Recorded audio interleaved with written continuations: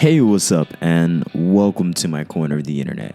So, before we get into it, please like, comment, and subscribe. You know, another video where I ask you to do these things because I appreciate you so much and I hope you stick around. Anyway, let's get into the video.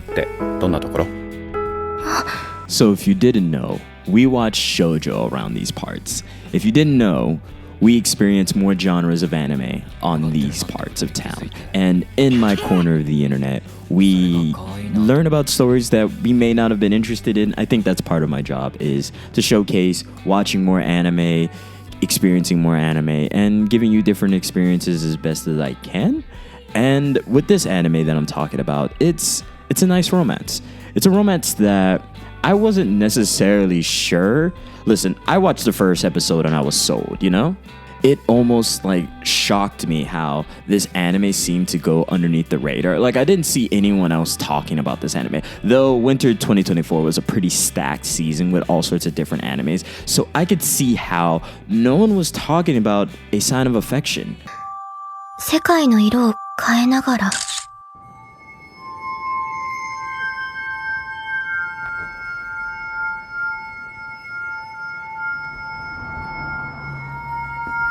This anime was pretty. We're going purely on aesthetics for the first couple of minutes. It is a soft palette. The art style, we have a cast of adults, and it's soft, it's college living, it's romance, it's shoujo. This is 12 episodes. Our main girl is hearing impaired. We have an experience. This anime felt like an experience because the palette is so soft. The warm colors, the soft music, even the intro, the guitar chords, it's simple, but it plays over and over again, and there's someone singing over it. It's actually a pretty solid, it's whoever thought of the design of all of this was amazing. They deserve a raise. This anime felt like it was methodical and it was very wonderful to experience. Once I stopped watching Solo Leveling and all these other animes, this anime felt like a moment to relax. I would watch it after work or class. And I would just relax and just watch the episode, and I would see our main girl, Yuki, how she's experiencing the world and how all our different characters are experiencing college life, romance. You know what I'm such a fan of? I'm a fan of anime that showcase life authentically, and this anime does that. で会うのはやめとけよ。お前、多分それ遊ばれてるから。遊ぶとかそんな言い方しないで。遊びじゃねえなら酔ってるだけだ。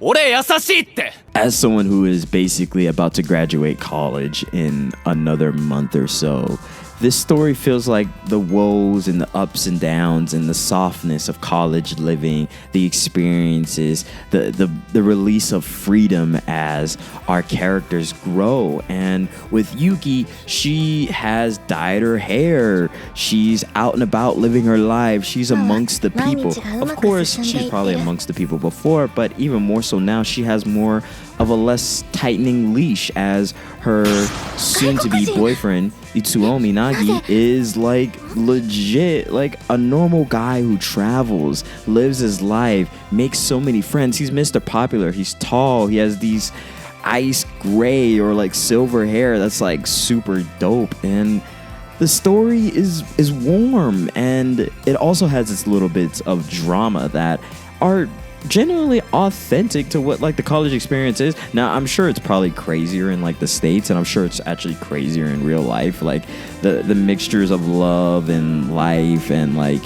the futures of careers. This is one of those animes that mentions jobs. That's how realistic it is. Our main girl has to get a job because their boyfriend is always traveling and he's working as a bartender and staying out late, going to each other's houses. Now, we don't necessarily see any hanky-panky, but this anime just feels realistic. I've experienced some of these things that our main girl is experiencing, and I'm continuing to experience in my own life. Drinking, all these, it felt like a warm showcasing of real life, but without the pain of some of the other stuff that comes with being an adult in college. If anything, this is one of those animes that probably makes you want to go to college and experience this. Because as someone who goes to college, I'm 100% there with some of the experiences that you can and cannot have. And for winter 2024, this probably went underneath the radar, and I hope you check it out. Like, this is one of those animes that there was no real downsides. The one downside was the drama was a little played down, and there was a subtlety of the instance of one character being in love with another character, but another character is in love with another character. Like, there was this little bit of a love, let's just say square. No, love triangle. It was a love triangle. Sorry, I included our main girl, but she's not really a part of it because like they get to where they're getting. And the story mentions this, plays around with this, and also gives us the satisfaction of seeing this guy who's in love with this other person finally shoot his shot.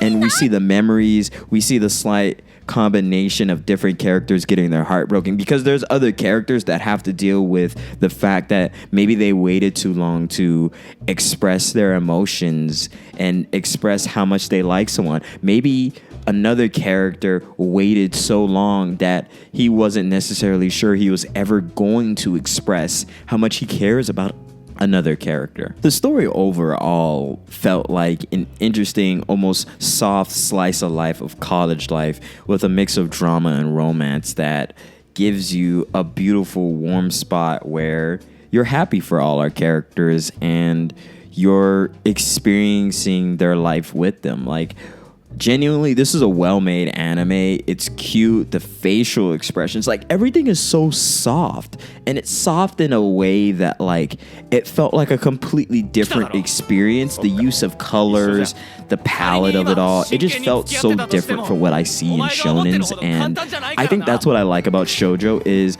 sometimes a really good shoujo will showcase to you that there is another form of anime. And I know that sounds kind of stupid, but I've always noticed this. Like when you go from like watching like Sailor Moon and the palette of color that they use versus like what I was usually seeing from like shonen, like Dragon Ball Z and some of these other ones, I realized that there is a combination of colors that you will see no matter what shonen you get. And within shoujo, I get a little bit different, and I like that so much. But anyway, like I said, please like, comment, and subscribe. Have you seen this anime? Did you like this anime? Did you step out of your free rent hole to like experience this anime? Please let me know down in the comments. I appreciate you for making it this far, and I wish you all the luck. I hope you're enjoying your weekend, and I hope you're doing your best. I appreciate you so much. Do your best. Take care, and be well.